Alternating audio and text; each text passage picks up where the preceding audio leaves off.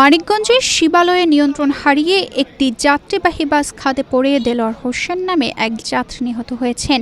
এ সময় আহত হয়েছেন আরও ৮ জন। ১৯ জুলাই রোববার সকাল 8:45টার দিকে ঢাকা আরিচা মহাসড়কে উপজেলার বরঙ্গাইল বাস স্ট্যান্ড এলাকার জোড়া ব্রিজে ওই বাসটি অতিরিক্ত গতি থাকার কারণে চাকা বাস্ট হয়ে এই দুর্ঘটনা ঘটে। বিষয়টি নিশ্চিত করেছেন বরঙ্গাইল হাইওয়ে থানার ভারপ্রাপ্ত কর্মকর্তা হারুনুর রশিদ। পুলিশ জানায়, ঢাকামুখী একটি সেলফি বাস ঢাকার দিকে যাচ্ছিল। পথে অতিরিক্ত গতি থাকার কারণে বাসটির চাকা বাস্ট হয়ে বাসটি নিয়ন্ত্রণ হারিয়ে ঢাকা আরিচা মহাসড়কের বরঙ্গাইল বাস স্ট্যান্ড ২ ব্রিজের মাঝখানে খালে পড়ে যায়।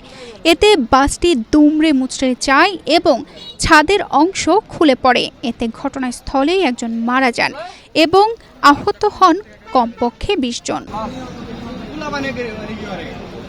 স্থানীয়রা আহতদের উদ্ধার করে ঘিওর, মুন্ডু মেডিকেল ও মানিকগঞ্জ সদর হাসপাতালে পাঠায়। নিহতের মরদেহ উদ্ধার করে থানায় নেওয়া হয়েছে। তানজিদা রহমান ইনায়া, বাংলাদেশ প্রতিদিন।